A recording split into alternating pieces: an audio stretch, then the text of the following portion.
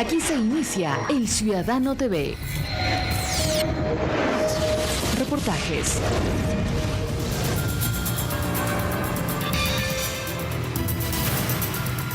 Noticias. Entrevistas. El Ciudadano TV es la imagen del gobierno de la Revolución Ciudadana. Bienvenidos.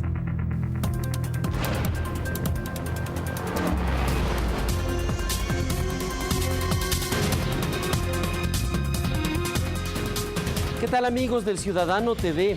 Tras el anuncio que hiciera Estados Unidos esta semana de suspender el diálogo bilateral con Ecuador, el canciller de la nación indicó que, si bien la declaratoria unilateral de un gobierno debe ser respetada, el Ecuador no dará marcha atrás. Si un país decide suspender los diálogos bilaterales con el Ecuador, nuestra nación cuenta con otros 190 países más con los que seguiremos conversando ciertamente. Hoy nos acompaña Carlos Marx Carrasco, director del SRI, y una explicación de la participación de la banca en ámbitos fuera de su competencia, como por ejemplo los medios de comunicación. Y en la entrevista central, Ricardo Patiño y el significado de una relación bilateral de mutua conveniencia. Iniciamos de inmediato entonces. El presidente Rafael Correa recorrió esta semana la Sierra Centro para dar a conocer su propuesta de consulta popular. A su paso por las comunidades recibió el apoyo de sus habitantes y el agradecimiento por las obras ejecutadas. También visitó las Islas Galápagos y la provincia del Guayas. Yoconda Lor con el informe. En Quito, concretamente en el barrio La Mena 2, fue recibido por cientos de simpatizantes. Sí, señorita, de aquí del sector de La Mena 2, donde tenemos ese gran orgullo de tenerlo al señor presidente aquí. El martes llegó a la Sierra Central y empezó un recorrido de supervisión de obras en la comunidad de Lazo. Avanzó por Toacaso, Canchagua, Saquicilí, Paoló, Cristo Rey, Pujilí, Salcedo, Quizapincha, Ambato, Mocha y pernoctó en Riobamba. Durante su periplo, el presidente recibió el apoyo de sus simpatizantes, a los que explicó en detalle el contenido de las 10 preguntas de la consulta popular, a realizarse el próximo 7 de mayo. Sin el compromiso no es continuar trabajando por el sí, y el sí es con el objetivo de cambiar la vida de cada uno de vosotros. A la mañana siguiente, desayunó con los beneficiarios de los diversos programas que ofrece el Ministerio de Productividad en el patio de comidas del centro comercial La Condamine.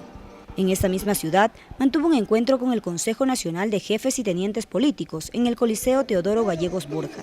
A ellos no les habló de la consulta popular. Pero ustedes deben ser los ojos del presidente para que esa obra pública continúe. Posteriormente, realizó un recorrido terrestre en el tramo Riobamba-Cajabamba-Guamote, donde participó de un mitin a favor de la consulta, para después trasladarse vía aérea hasta Guaranda, en la provincia de Bolívar. En ese sitio se efectuó otro encuentro con las comunidades y el primer mandatario aprovechó para disculparse con los moradores de San Miguel, donde debía entregar el premio Juan Montalvo a varios maestros destacados, pero no llegó por el mal tiempo que hubo. Los habitantes de la Sierra Centro agradecieron al jefe de Estado por las obras realizadas en el sector, de manera especial por las carreteras, que constituyen un pilar fundamental para el desarrollo de esos poblados, ya que les permite sacar sus productos y comercializarlos. Yoconda Lor, El Ciudadano TV. Mira, yo creo que ya el presidente ha puesto la problemática social vive en un país democrático. A menos de 20 días para la realización de la consulta popular se intensifican las campañas a favor y en contra de las 10 preguntas planteadas por el gobierno. ¿Pero está usted ejerciendo ciudadanía o va a decidir a último momento? Revisemos una vez más el contenido de las preguntas. Repasemos, por ejemplo, la número 1, aquella que habla de la denominada caducidad de la prisión preventiva. Veamos qué piensa la gente. ¿Está usted de acuerdo en enmendar el numeral 9 del artículo 77 de la Constitución de la República, incorporando un inciso que impida la caducidad de la prisión preventiva, cuando ésta ha sido provocada por la persona procesada y que permita sancionar las trabas irrazonables en la administración de justicia por parte de jueces, juezas, fiscales, peritos o servidores de órganos auxiliares de la función judicial como se establece en el anexo 1? Sí, yo estoy de acuerdo, porque creo que hay una explosión delictiva que no viene de ahora, sino viene causada por todo lo que dejó el neoliberalismo. O sea, no solo tenemos delitos, sino que también tenemos migración y tenemos familias deshechas por eso. Entonces, creo que este gobierno ha estado haciendo lo correcto para enmendar la enorme diferencia y el enorme abismo que hay entre ricos y pobres.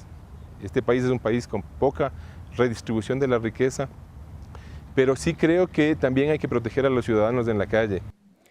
Y de la pregunta número 2, ¿qué sabe usted?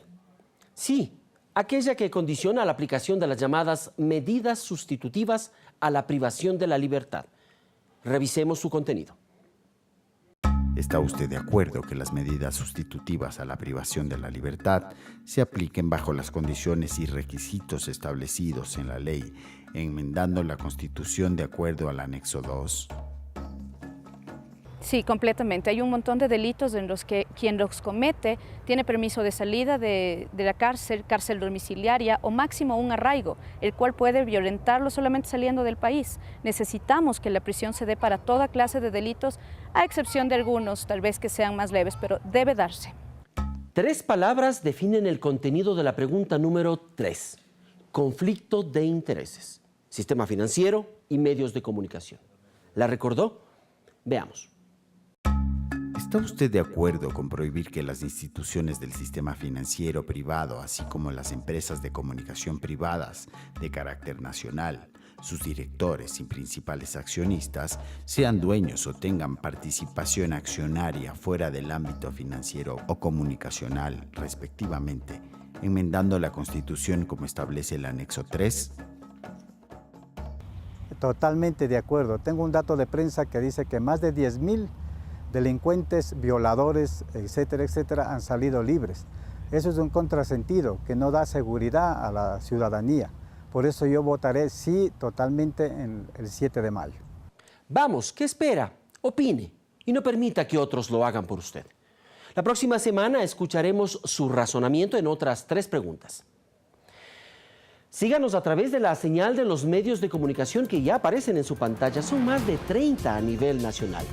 Un reconocimiento especial a todos aquellos que creyeron en esta nueva propuesta periodística desde sus inicios.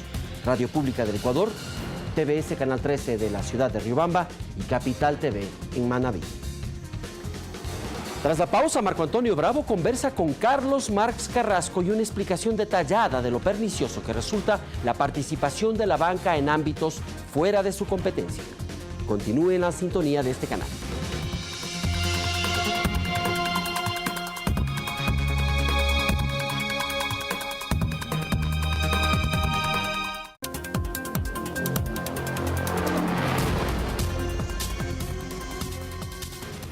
Nos encontramos en las instalaciones del Servicio de Rentas Internas para dialogar en los próximos minutos con su director, economista Carlos Marx Carrasco.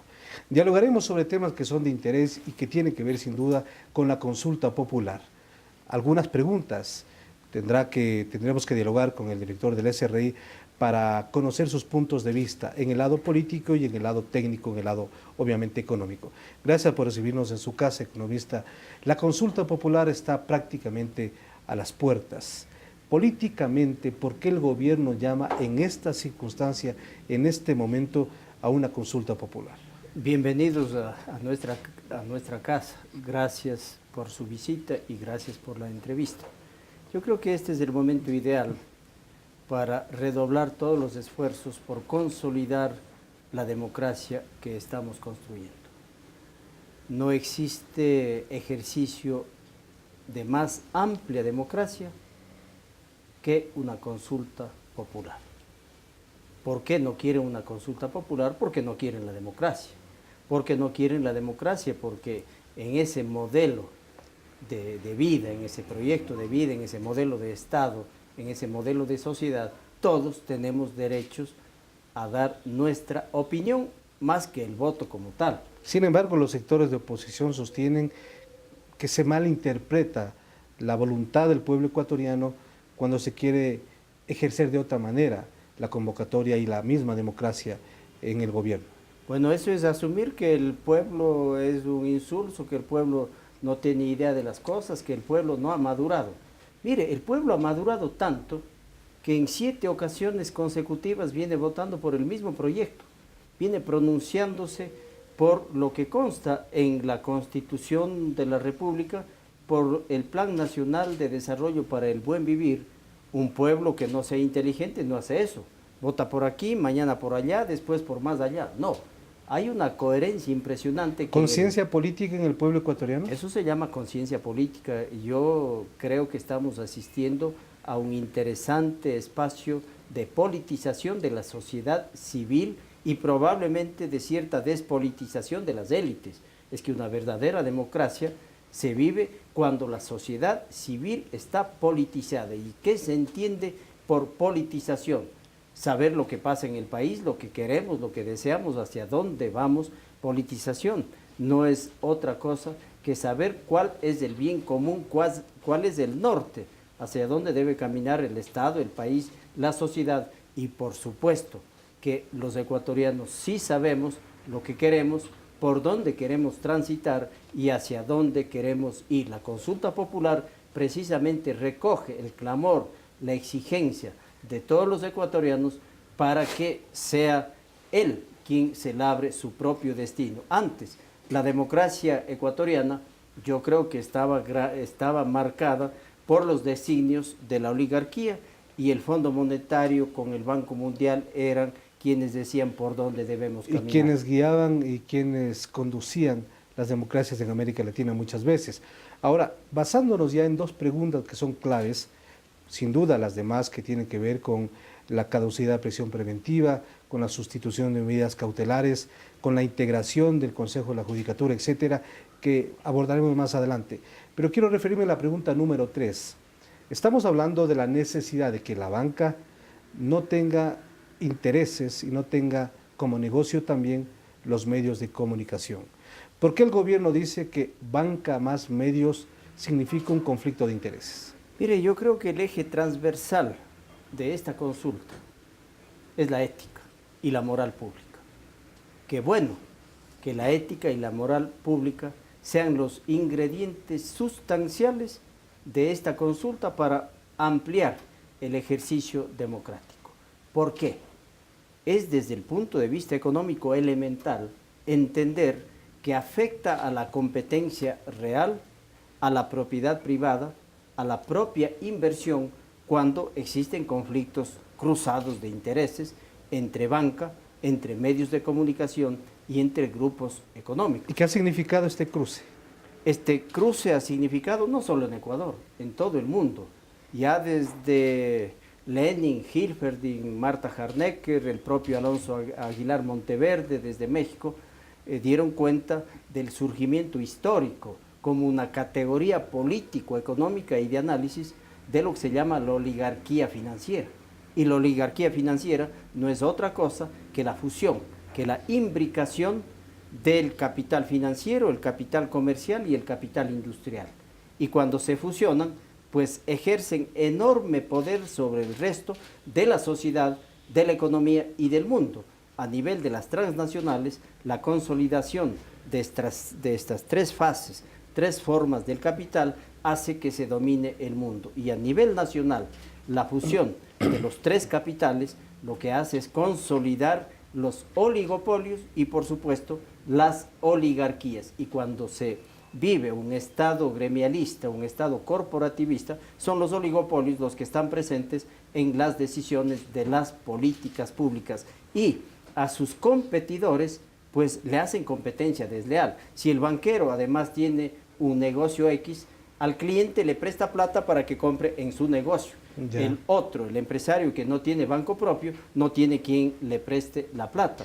O si se trata de medios de comunicación, para un medio de comunicación que además sea propietario de un banco o de otras empresas, la mejor empresa del mundo, el mejor banco del mundo, es el que pertenece a ese medio de comunicación de alcance nacional. En los propios Estados Unidos, de lo que yo conozco, aquellos banqueros o que sean accionistas o dueños de bancos o instituciones financieras no pueden tener precisamente por los conflictos de interés acciones o propiedad en otras empresas. Yo creo que llegó la hora de que digamos a competir, pero compitiendo de verdad con lealtad y zapatero a tu zapato. Pero también se dice que existe falta de, o hay un atentado a las libertades de la empresa privada sobre todo, porque no se permite a un empresario que pueda también invertir en otro negocio, especialmente en este caso en tema de comunicación.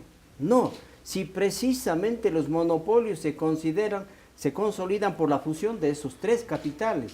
Cuando no haya la fusión de aquellos, pues simplemente habrán banqueros, habrán empresarios como tal en el sector industrial, comercial, agrícola, y habrán propietarios de medios de comunicación. ¿Por qué pretenden ser aves de mal agorero si es que precisamente lo que están ellos diciendo es que la historia del desarrollo de la economía, del capitalismo, iría al revés? No, más bien es una medida regulatoria fuerte ciertamente para evitar la enorme concentración de la riqueza y del ingreso que existe en nuestros países. La concentración, a mi juicio, de la riqueza, del ingreso, del conocimiento y de la política son los males, son la lacra, casi un cáncer que corroe las posibilidades de desarrollo. Por lo tanto, yo creo que los ciudadanos, los ecuatorianos, vamos a estar absolutamente firmes en decir, el banquero que sea banquero, el comunicador que sea comunicador y el empresario que sea empresario. La otra pregunta que tiene que ver es la número 6, ya hablando de la consulta popular. La anterior es una enmienda constitucional que se tendrá que hacer más adelante a través de la Asamblea. Pero en cuanto a la consulta popular, estamos hablando del enriquecimiento injustificado, enriquecimiento privado injustificado. A nivel público, usted sin duda con la experiencia que tiene, sabe que los controles que existe para el funcionario público son bastante rígidos. Sin embargo, también ha habido casos en donde se ha descubierto corrupción en algunos funcionarios públicos. En este caso, en el tema privado, ¿por qué se quiere enfocar de esa manera? Esta pregunta, creo, la mejor de todas para mi gusto. Todas son de trascendental importancia para la vida nacional, pero esta tiene alma y vestidura de ética y moral. Y lo que se trata precisamente es de poner fin, y ya era hora, a esos impúdicos e incestuosos crecimientos patrimoniales injustificados, ilícitos. Si antes se sabía, ¿por qué no se hizo algo? Se dice, he oído con fuerza el argumento, si ya existen leyes para combatir el enriquecimiento ilícito a través de la ley, por ejemplo, antilavado de activos, que controla y combate el narcotráfico, o el tráfico de armas, o el tráfico de personas, o el contrabando, o la evasión, o la usura. Hay cuando menos una treintena de delitos que se han cometido a lo largo de las décadas, quizá de los siglos. ¿Y quién está expiando sus culpas? ¿Quién? Y pongo solo un ejemplo, y yo mismo como director del SRI lo debo decir, lamentando por cierto, algún evasor de esos de cuello blanco, de fortunas incalculables, de cuentas cifradas y secretas en paraísos fiscales, ¿alguno de aquellos está preso? ¿Se le ha privado su libertad? ¿O es un gran señor que se pasea campante por calles con toda la influencia en la sociedad? Y es tratado de buenos días, señor. Buenas tardes, señor. ¿Cómo tendrá Hasta que luego, señor, justificar sus ingresos? Bueno, aquí, primero, yo creo que se trata de construir una línea base, que de hecho ya la estamos construyendo a través de la obligación de la declaración patrimonial, que se dijo, y ya van 3 años, aquí viene la persecución del gobierno del SRI. Que es un arma de persecución política. ¿En dónde está la persecución? ¿En dónde está alguna retaliación o algo por el estilo que hayamos iniciado o aplicado desde el Servicio de Rentas Internas por la declaración patrimonial? ¿Ha pasado algo a alguien? ¿Ha sido alguien presa de las FARC? ¿Cómo se decía? Nada, absolutamente nada de aquello. Pero ya arrancamos la construcción de esta línea base sobre la situación patrimonial de los ciudadanos. Ahora, al aprobarse el sí en esta pregunta de la consulta, ¿qué es lo que habrá que hacer? La Asamblea Nacional deberá debatir y aprobar una ley anticorrupción y que tipifique como delito el enriquecimiento privado injustificado. Usted decía en uno de los ejemplos que hay ecuatorianos que tienen ingresos que sobrepasan el $1.000.000 en cuanto a su patrimonio, pero su declaración de impuesto a la renta no tiene ningún sentido lo uno con lo otro.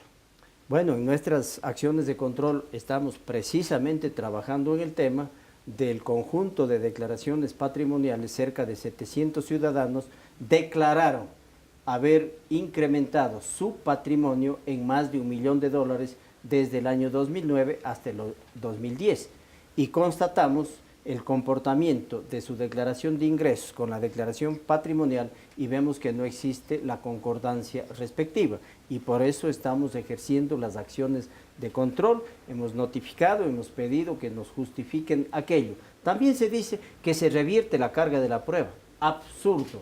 No existe ninguna reversión de la carga de la prueba, porque cualquiera que sea la institución que acopie información, puede ser el propio Servicio de Rentas Internas, pues deberá correr traslado al Ministerio Público y indagar e investigar y acusar directamente por enriquecimiento privado injustificado. Acusación directa. La cultura tributaria del ecuatoriano sin duda ha mejorado notablemente. Ahora cada quien trata de demostrar que sí paga impuestos y que paga más que otra persona. Pero también hay de los otros casos, de gente que no declara impuestos, que no paga y sigue campante, sigue ahí. Es cierto que aún nos resta bastante por hacer. Todo el esfuerzo desplegado en estos 4 años naturalmente ha permitido fortalecer la cultura tributaria, avanzar en la construcción colectiva de una nueva moral ciudadana y particularmente de una nueva moral tributaria que no es otra cosa que la construcción de la ciudadanía fiscal. Finalmente, en lo que tiene que ver con la indemnización que recibió el presidente de la República por daño moral, aquí también ha habido una serie de comentarios que se han dado a través de los medios de comunicación diciendo que él no ha pagado el impuesto que correspondía por esta circunstancia. Quisiera que muy brevemente nos grafique. Es que no pagó el señor presidente porque el director general de rentas, luego de los informes técnicos, jurídicos correspondientes, se llegó a la conclusión, apegada estrictamente a derecho, que no tiene que pagar. Lo que es más, nunca en la historia del SRI alguien ha pagado impuestos por la indemnización por concepto de un daño moral. Es que la razón es, pero casi elemental. El artículo 2, capítulo 1, título 1 de la Ley de Régimen Tributario Interno define con claridad meridiana lo que es renta. Y ocurre que una indemnización por daño moral no constituye renta. De manera que pretender que conste o que ya consta en el numeral 10 del artículo 8, que dice todos los demás ingresos, sí, todos los demás, pero siempre y cuando cumplan con la condición del artículo 2, y tampoco en el artículo 9 cuando dice se exceptúan exclusivamente los siguientes. ¿Cómo va a incorporarse en el listado de excepciones algo que no está grabado? El debate está entre lo exento y lo no sujeto, y la indemnización por daño moral no está sujeta a impuesto a la renta. No se establece en consecuencia vínculo jurídico alguno entre el sujeto pasivo, que es el contribuyente, y el sujeto activo, que es el Estado. No porque es el presidente de la República, el director de rentas va a decir, no, usted como es presidente, sí pague. Es como si dijese, el doctor Osvaldo Hurtado aplica deducciones de su impuesto por ser de la tercera edad, o aplica gastos personales porque así lo ha querido. Él es un expresidente de la República. ¿Qué tal si yo le digo, usted como expresidente no tiene derecho a aplicarse deducciones por tercera edad? No, pues el principio de generalidad y de igualdad ante la ley es un principio básico que todos, creo, entendemos, pero algunos parece que no quieren, ojalá no sea de mala fe, entender. Le agradezco mucho por estos minutos aquí en El Ciudadano TV. A usted, muy gentil. Muy gentil al economista Carlos Marx Carrasco. Hemos dialogado sobre temas de mucho interés, sobre todo estas dos preguntas de la consulta popular y que por supuesto tiene que ver mucho con la labor que lleva adelante el SRI. Hacemos una pausa y regresamos con más información aquí en El Ciudadano TV.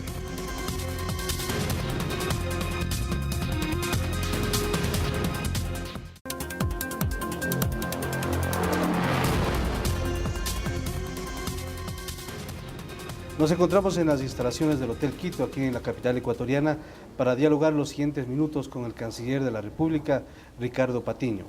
Hay muchos temas que nos interesa conversar con él, sobre todo después de que Ecuador y Estados Unidos tuvieron un impasse diplomático y que ahora con la llegada de los encargados de negocios, el tema parece que se va a resolver de manera mucho más rápida y eficaz. Bienvenido, canciller, al Ciudadano TV. ¿No se arrepiente de haber tomado esta decisión de haber declarado persona no grata a la ex embajadora Hadjes y que haya causado tanto revuelo político a nivel nacional e internacional? A ver, la dignidad de un país se la debe de defender a toda costa, a toda costa.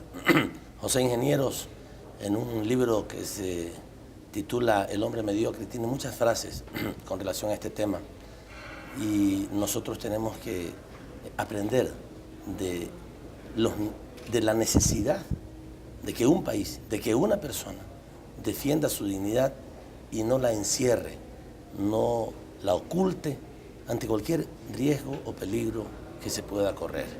Esto es lo que permite que los seres humanos sean respetados y lo que permite que las naciones sean respetadas.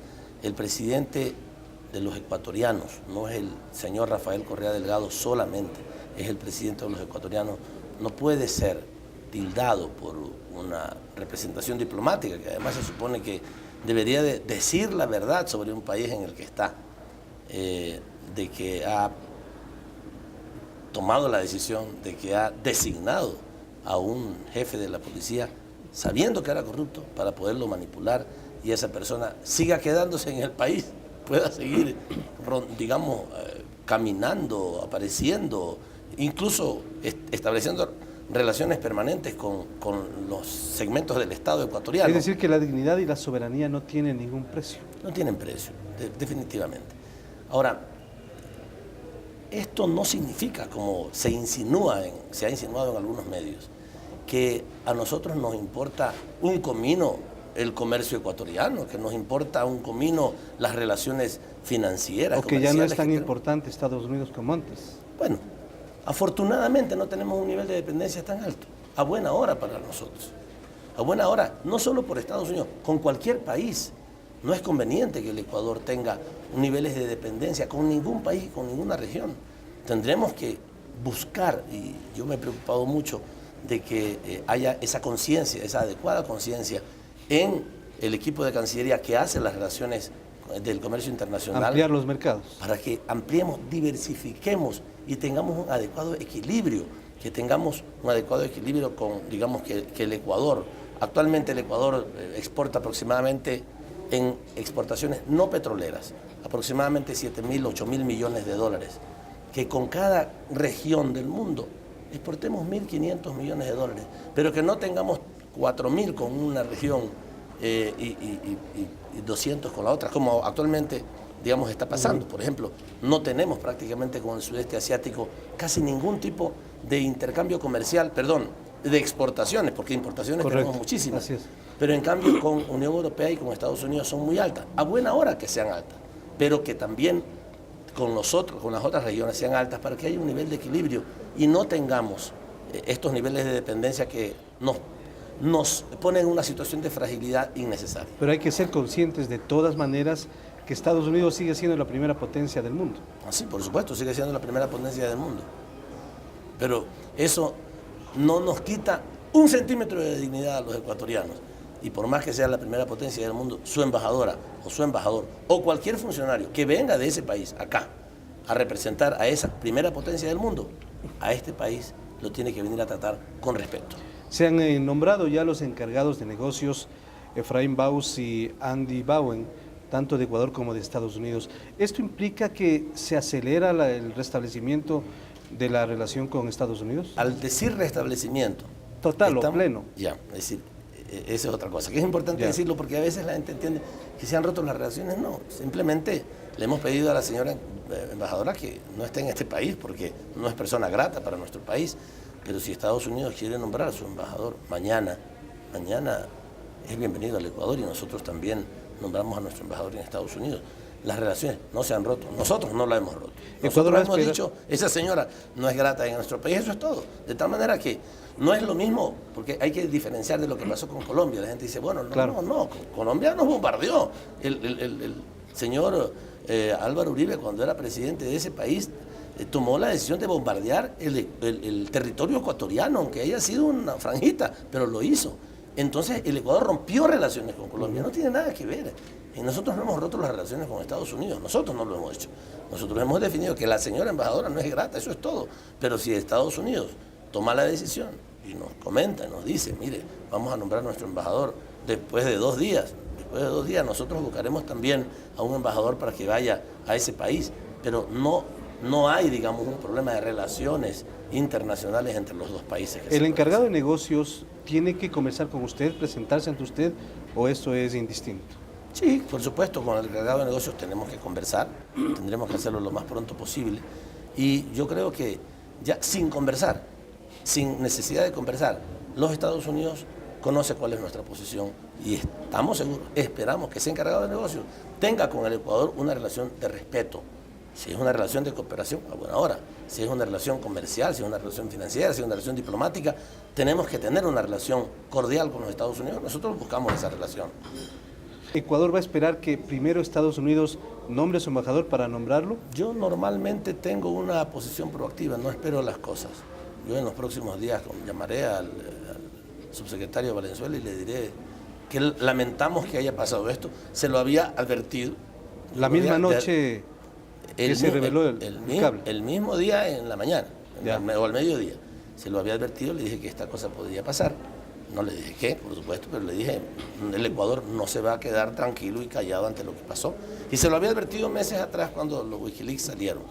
Le dije, quisiéramos conocer los contenidos de esos documentos para que no tengamos sorpresas. Pero cuando haya sorpresas, nosotros actuaremos en función de una posición. Dice que estuvo advertido. Estaban avisados de lo que podía pasar, ellos lo sabían. Incluso ellos nos habían dicho, en esos cables pudieran estar involucrados algunos personeros, funcionarios de los gobiernos del Ecuador, y cuando él me dijo eso, le dije, a buena hora, nos gustaría saber quiénes están involucrados y en qué, porque una cosa es estar involucrados de buena manera y otra es estar de mala manera. Por ejemplo, en ese cable, en el cable último, en el que hablan sobre mi hoja de vida, dicen, el ministro que acaba de ser nombrado es una persona que no tiene muchos contactos con nuestra embajada, pero posiblemente con otros personajes se diga, esta persona tiene muchos contactos con nuestra embajada. Bueno, ¿qué tipo de contactos? Es bueno para nosotros saberlo, saber cómo la gente tiene una relación con las embajadas de otros países y saber en qué medida la gente responde a los intereses, incluso posibles presidentes de la República o funcionarios de otros gobiernos, qué tipo de relación tienen con las distintas visiones diplomáticas. Antes de pasar al tema de los cables específicamente, ¿usted tiene nombre o nombres ya de los posibles aspirantes o candidatos a ser embajadores ecuatorianos en Washington? No, sinceramente no, esto acaba de suceder y primero tenemos que tener claridad de que hay intención recíproca de nombrar a los embajadores. En la medida en que la haya, entonces nosotros buscaremos la persona que sea, pero primero tenemos que tener claro de que ya haya una intención. Como le digo, yo conversaré en estos días con el señor Valenzuela, le voy a decir, quiero saber cuál es el criterio de ustedes están interesados en nombrar a su embajador pronto o no, y si me dice que no, pues nosotros tampoco nombraremos. Si me dice que sí, comenzaremos a buscar entre los ciudadanos ecuatorianos, ya sea como miembros de la carrera diplomática o no, a la persona que pudiera hacer ese trabajo. A propósito, ¿qué opina sobre la oportunidad de la difusión de los cables de Wikileaks aquí en el Ecuador? Esto sí es muy extraño, es muy sospechoso, porque no se olviden que ya han pasado aproximadamente 5 o 6 meses de que esa información se filtró. Y se dice que en el caso de los cables que mencionan al Ecuador son más o menos 1.400 cables. Ahora resulta que esos cables en el Ecuador solo los tiene el Universo. Y resulta que parecería ser que solamente tienen los cables de la época de nuestro gobierno. Y debe haber cables desde Y hay gobiernos cables anteriores. desde 1992 Ya. y están filtrados, pero ningún otro ha salido, solamente están saliendo, o sea, están seleccionando, pero además no salieron hace 6 meses, sino ahorita, en plena campaña de la consulta popular, están saliendo. Pero a pesar de todo eso, en primer lugar, digamos, yo expreso mi extrañeza y evidente sospecha de que están tratando de utilizarlo con afanes de desprestigiar a nuestro gobierno, al presidente Correa y a las personas que expresamos, digamos, que somos parte importante del equipo de gobierno. Pero tengo que decirlo con claridad. Aunque sea el último día de la campaña que lo saquen, no tenemos ningún temor, porque sabemos cómo actuamos. Es decir, no habrá una bomba que puede cambiar el curso de la campaña y de la consulta. Para nosotros, imposible. Porque si hay alguien involucrado, que espero que no, del actual gobierno, estoy convencido de que no. Si hay alguien, no será el presidente Correa, no serán las personas que formamos parte del equipo político fundamental del gobierno. Si hay algún funcionario digamos, de menor nivel, de algún ministerio, no lo sé, espero que no. Pero lo que sí creo es que pueden estar otras personas, digamos, involucradas en algún nivel de información o, como se ha dicho, la posibilidad de que aparezcan informantes, porque hay que diferenciar. Una cosa es que una persona tenga un diálogo con un funcionario de la embajada norteamericana, que lo llamen, alguien puede ir a conversar con un consejero político, con una embajadora misma, ¿verdad? Y ahí se revelan, en los cables se comienzan a revelar, tal persona nos dijo esto, tal otra persona nos contó esto, y comienzan a aparecer nombres de determinadas personas que van a conversar en la embajada norteamericana. Y sí, es un poco extraño que la embajada tenga, digamos, se dedique a hacer tantos contactos, tantas conversaciones. Tenga informantes, sí. Incluso a sueldo. Incluso, claro, por eso digo, hay diferencia. Una cosa es que algún funcionario de la embajada pueda llamar a cualquier ecuatoriano a conversar sobre algún tema, que de todas maneras hay que tener un cierto, digamos, hay que preguntarse por qué va allá. Incluso hay personas... Pero cuidado que vaya todos los meses o que vaya todas las semanas. De la misma Cancillería usted ha denunciado esa situación. Entiendo que está en plena investigación. No, nosotros no vamos a dedicarnos a investigar eso, porque ponernos en ese plano sería dudar de todos los funcionarios de la Cancillería. Entonces, ¿cómo se va? Mira, lo que en primer lugar lo he advertido en la Cancillería, incluso en la rueda de prensa de ayer lo dije para que toda la gente lo sepa. Si hay alguien que se ha dedicado a caminar demasiado por esa o por cualquier otra embajada, como informante, o sea, informando los temas internos de nuestra Cancillería o de nuestro gobierno, dando información que no es prudente darle a otros gobiernos, porque cada gobierno, cada funcionario tiene que saber en dónde está y a qué intereses responde. Si yo soy funcionario de la embajada de la Cancillería ecuatoriana, tengo que responder a los intereses del Ecuador. No puedo estarle diciendo a funcionarios de otras, cualquiera, no solamente de los Estados Unidos, cualquiera, oigan, mire, tal cosa está pasando en la Cancillería. Dando información o documentos. Sacando documentos, claro, esa información no se puede dar. Así que yo lo he advertido, digamos, si hay alguien que ha estado haciendo eso, y si estuviera en la Cancillería, espero que no sean, que no haya muchos, ojalá no haya ninguno, pero si alguien lo ha hecho, les he dicho de una vez, declárense enfermos y presenten su renuncia, que si llegamos a saber que están, pues no los toleraremos, porque no vamos a tolerar informantes de nuestra Cancillería en otras embajadas. A propósito del señor Valenzuela, ha dicho también que van a revisar los convenios que se tienen con Ecuador, los diferentes tipos de ayuda que brinda el gobierno ecuatoriano. ¿Esto le preocupa como gobierno? Absolutamente.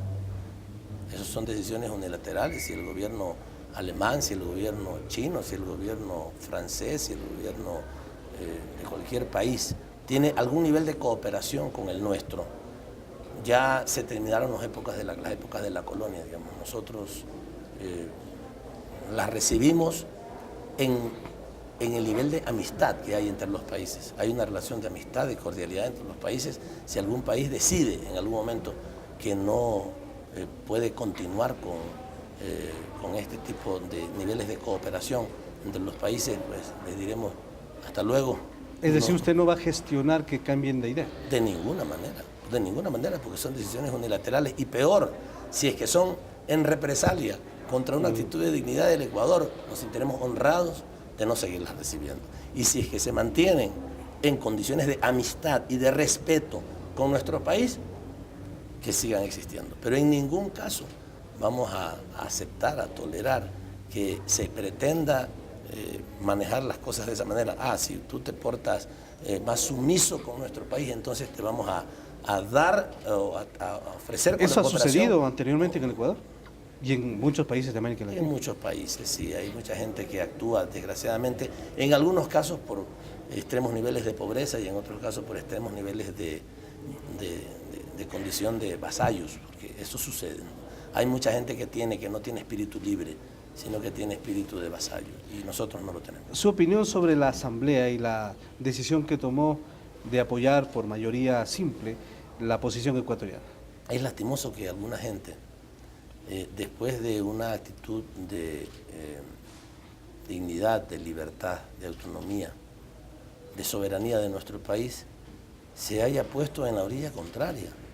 Esto ahorita no se nota. La historia los va a juzgar, como dice algún famoso libro a propósito de la Revolución Cubana. La historia los va a juzgar. En el momento en que el Ecuador toma una decisión soberana y digna, hay otra gente que se ha dedicado a decir las maravillas que le adornaban a la señora embajadora de los Estados Unidos y a los graves riesgos, al infierno al que el Ecuador se podría someter por haber tomado esta decisión de dignidad. Nos han dicho que prácticamente, medio millón de ecuatorianos se van a quedar sin empleo. Sin empleo, sí, por la TPA. Prácticamente no vamos a exportar, estamos terminados. Cuando ya hace 2 meses el propio Congreso norteamericano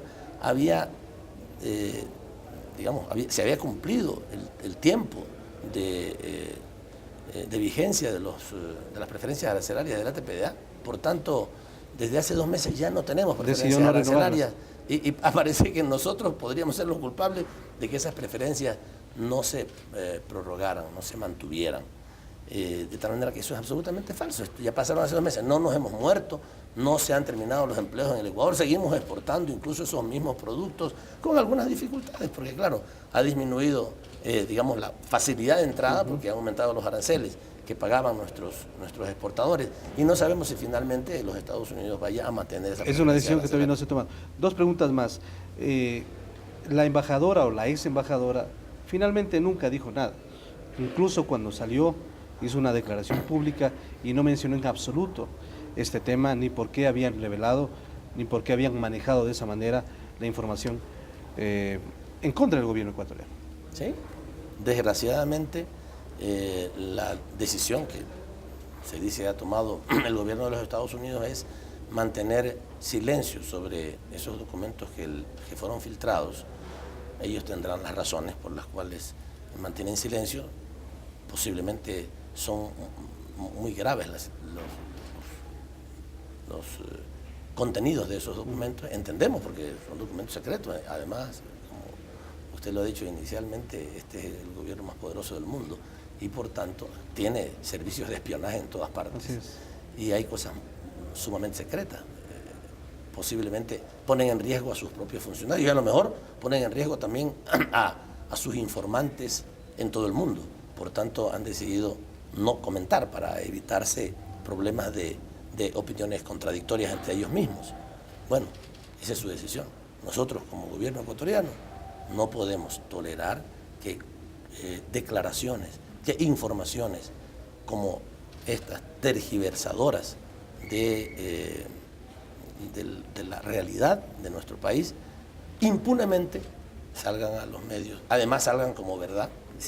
Ojalá tengamos chance después de conversar sobre la manera en que manejan los medios la información, porque en esto es importante y yo lo quiero reiterar, desde el primer día lo dijimos, quisiéramos conocer el contenido de todos los cables y lo volvemos a decir, Porque nos El han dicho, gobierno ecuatoriano ha hecho... ahora ya le tienen miedo, dicen. No les tenemos miedo. Lo que sí enfrentamos lo que dicen, pero nosotros... ¿Ha hecho gestiones ya para adquirir los cables?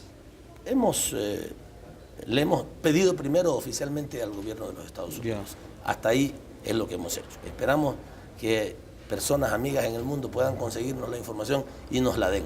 Ojalá la tengamos para poder develar lo que dicen sus cables. Nosotros queremos develar, o que develen otros, no importa.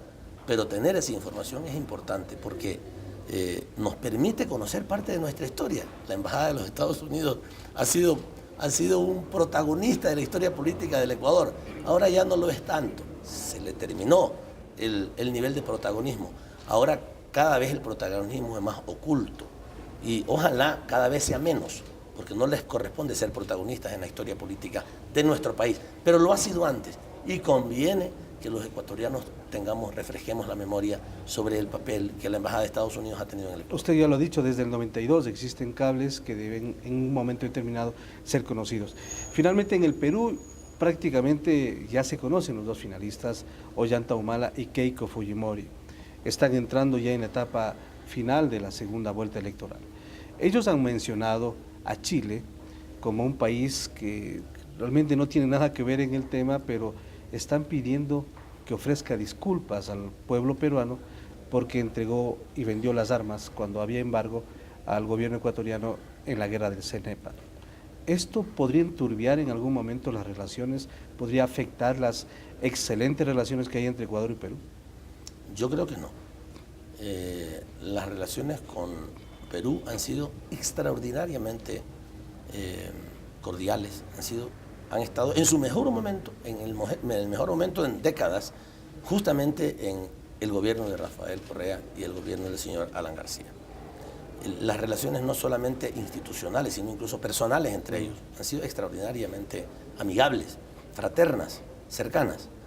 Y eso nos ha permitido también, desde el punto de vista institucional, acercar a las instituciones, a las alcaldías, a las gobernaciones, a los ministerios, a los pueblos.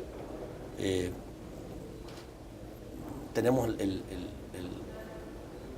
gusto de decir que muchísimos peruanos en nuestros hospitales en la frontera son atendidos cordialmente por nosotros, que nos reciben en Perú ellos permanentemente.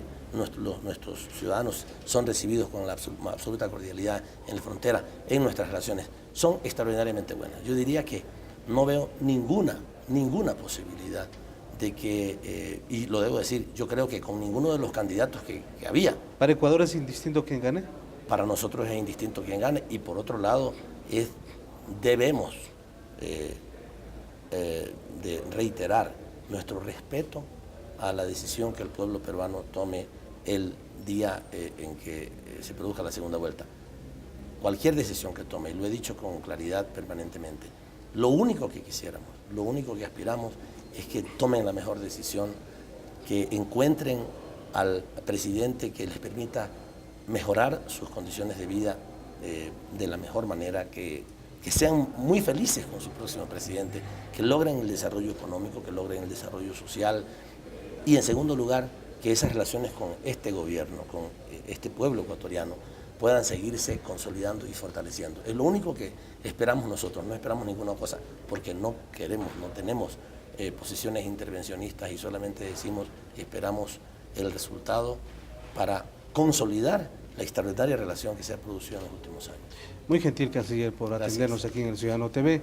Hemos conversado con el canciller sobre diversos temas de actualidad. Sin duda, la filtración de los cables y la revelación aquí a través de algunos medios de comunicación ha causado mucha polémica en el país. El gobierno nacional se mantiene firme en la decisión de haber tomado esta medida que también fue una medida que tuvo la reciprocidad de los Estados Unidos. Los encargados de negocios llegan al país y se restablecerá plena y totalmente las relaciones seguramente en las próximas semanas.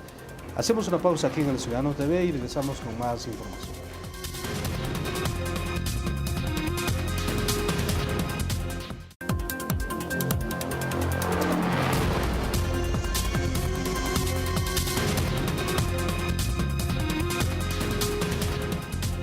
Analicemos las preguntas de la consulta popular. Revisemos ahora las 5, que plantea modificar la composición del Consejo de la Judicatura y reducirlo de 9 a 5 representantes. Uno de la Corte, Fiscalía, Defensoría Pública, Función Ejecutiva y también la Legislativa. Es la última pregunta del referéndum constitucional y una de las más polémicas. Busca democratizar el Consejo de la Judicatura y cambiar su composición. Nuestro Consejo de la Judicatura ha llegado a un momento en donde casi no tenemos ya una acción de control sobre los jueces, no tenemos una administración de la justicia conforme lo demandan los ciudadanos. El actual organismo está integrado por 9 miembros, designados mediante concurso. La pregunta propone que la nueva composición la lidere el presidente de la Corte Nacional de Justicia y sus demás miembros serían el fiscal general del Estado, el defensor público, un delegado de la Función Ejecutiva y un delegado de la Asamblea Nacional. Es una reestructuración casi como la que ha vivido el Ejecutivo durante los últimos 4 años. Recuerden que cuando se inauguró la Revolución Ciudadana había más de 100 entidades que tenían unos directorios privados, todas adscritas a la presidencia, y todo eso se lo ha ido cambiando, no quedan ya prácticamente ninguna, se reformaron los ministerios, todos están más fortalecidos. Los ciudadanos consideran que esta nueva estructura del Consejo viabilizará los cambios necesarios en la administración de justicia en el país. Yo pienso que sí deben darse porque se requiere de un análisis más exhaustivo, de un análisis más técnico, porque la función judicial misma que ha venido de menos cada vez, hace falta un estudio más exhaustivo al respecto. Sí es necesario que haya un cambio en todo lo que se refiere a eso y alguien que estuviera prácticamente al frente. Considero que es muy importante ese cambio, por favor, porque sí necesitamos para que se pueda controlar, hablo de la delincuencia, es lo más importante en este país. Entre las nuevas funciones del organismo están ejecutar políticas para mejorar y modernizar el sistema de justicia, conocer y aprobar las proformas presupuestarias, dirigir los procesos de selección de jueces y administrar la carrera y profesionalización judicial. En Quito, Yoconda Lor, El Ciudadano TV. Para el mandatario, esta pregunta se la comprende así. El Consejo de la Judicatura es integrada por 5 delegados, actualmente son 9, inmanejables, y sus respectivos suplentes, quienes serán elegidos mediante ternas enviadas por el presidente de la Corte Nacional de Justicia, cuyo representante lo presidirá, por el fiscal general del Estado, por el defensor público, por la Función Ejecutiva y por la Asamblea Nacional. Es decir, ahora son 9 vocales totalmente descoordinados de los administrados. El sistema de justicia tiene 3 instancias autónomas básicas: las Cortes, Fiscalía y Defensoría Pública. Ninguno está en el Consejo de Judicatura y son los administrados. Ahora van a estar sus representantes y adicionalmente representantes del Ejecutivo y Legislativo. Se atentó contra la autonomía de las funciones. Señor, esta es la parte administrativa para evaluar. Nadie le va a decir a un juez declare culpable o inocente a un acusado. Eso es atentar contra la autonomía. Aquí vamos a evaluar a los jueces que dan caducar las prisiones preventivas, que no despachan adecuadamente los juicios. Y por si acaso, no sé si esta es estadística, si no se la traemos el próximo sábado, en la inmensa mayoría de países el Consejo de Judicatura tiene representación de la Asamblea y tiene representación del Ejecutivo, y en algunos países incluso es el representante del presidente el que preside el Consejo de Judicatura. Así que todo lo que se dice en ese aspecto es pura mentira. Y también, cuidado, se modifican las funciones, porque ahora el Consejo de Judicatura, por el ansia de poder, quiere decir, créanme, hasta la compra de papel higiénico, hasta las comisiones de servicio. Entonces, con esta nueva propuesta, se delimitan las funciones del Consejo a cuestiones de política, a grandes decisiones, a la evaluación de la carrera judicial, y la administración del día a día se la dejan a un director ejecutivo que va a tener un alto rango, pero que se va a dedicar a la administración cotidiana, y el Consejo se limita a las grandes cosas, a las grandes políticas, a evaluar a los jueces, a administrar la carrera judicial, no como ahora, que se encarga, créanme, hasta la compra de papel higiénico. La pregunta 6, en cambio, busca tipificar como delito en el Código Penal el enriquecimiento privado no justificado. Veamos por qué. Todos coinciden en que es necesario y urgente. El apoyo a la primera pregunta del plebiscito propuesto en días pasados por el presidente de la República tiene el respaldo unánime del común de los ecuatorianos. Si tienen su mansión, su dinero, tienen que, lo que dice la ley, tienen que pagar sus impuestos. Pienso que está bien porque para tener plata tiene que justificar de dónde proviene ese dinero, porque así se enriquecen y no sabe de dónde. La pregunta busca que el enriquecimiento privado no justificado sea considerado delito, igual como lo es el incremento injustificado del patrimonio de funcionarios públicos. Lo que pasa es que hay bastantes personas que normalmente crecen de la noche a la mañana, inesperadamente. Entonces yo creo que el gobierno es por ese sentido que está tratando de ajustar el asunto del crecimiento lícito o ilícito de las personas. Entonces, aparentemente para mí está bien. El sí del pueblo ecuatoriano permitirá a las autoridades involucradas dar seguimiento a traficantes de todo tipo, acostumbrados a manejar grandes cantidades de dinero sin rendir cuenta de la procedencia de los mismos. En esa carrera salvaje por el dinero no te importa cómo, no te importa de qué manera, no te importa si es perjudicando a alguien, si es perjudicando al Estado, no te importa de qué forma. Reducir los índices de corrupción es una lucha constante y frontal que lleva a cabo el gobierno del presidente Rafael Correa desde sus inicios, con el objetivo de erradicar este mal social que termina afectando a todos los ecuatorianos. En Quito, Yoconda Lor, El Ciudadano TV. El mandatario la expone de la siguiente forma. Esta es la pregunta que más le preocupa a cierta gente, no se engañen. No es la reestructuración de la Corte, no es la regresión de esto, porque por fin van a poder caer en caso de que el pueblo ecuatoriano apruebe esta pregunta. Aquellos que han saqueado la patria, ¿acaso solo roban los servidores públicos? ¿Quiénes los que más han robado en este país? Estaban atrasitos del poder, no eran servidores públicos, eran los Cleclé, los Gilmar, ¿verdad? ¿De dónde saca tanta plata pues Gilmar? Si antes era, creo, controlador de unos transportes. Ese asambleísta que anda por aquí, Lara, ¿de dónde saca tanta plata? Su casa en San Borondón, etcétera. Que justifiquen pues de dónde ha venido esa riqueza. Y vamos a ver pues, compañeros. Esta es la que más le preocupa a los corruptos de siempre. Depende de ustedes, compañeros. Lo que es increíble es que cierta izquierda sea tan irresponsable que hasta esto se está oponiendo.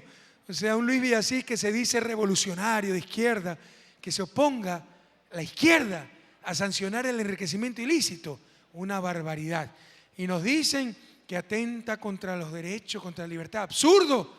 La propia Convención contra la Corrupción de Naciones Unidas sugiere investigar los bienes mal habidos, público o privado, pero que no se puede hacer nada con el marco jurídico actual. El que nada debe, nada teme. Digan pues, ¿de dónde tienen su fortuna? Los que tienen 15, 20 millones, a los que ellos están defendiendo, porque esta gente está defendiendo a esa gente. ¿O ustedes temen algo? ¿Ustedes tienen fortuna injustificada? ¿Ustedes tienen riqueza ilícita? ¿Qué tenemos que temer los ciudadanos que nunca hemos robado nada? Los que han robado, los que están representando a estos tipos, por supuesto que tienen que temer. Si ustedes tienen su puestito de fritada, su venta de cigarrillos y fueron informales, incluso sin pagar impuestos, pueden muy bien justificar de dónde sacaron la casa. El problema es el que no tuvo nada, aparentemente, y si con el narcotráfico, a tráfico de influencia con el sector público, conseguir contratos, ese sí tendrá que justificar de dónde sacó la mansión, pero que no nos confundan. El detalle de esta y otras noticias amplíelas a través del Sistema de Información Oficial El Ciudadano en la web, la radio, en Twitter, Facebook y en nuestro periódico semanal. Gracias por sintonizarnos. Síganos también a través de los medios de comunicación a nivel nacional que nos retransmiten. Consulte en nuestra página web los respectivos horarios en su ciudad o provincia. Nos vemos en 7 días.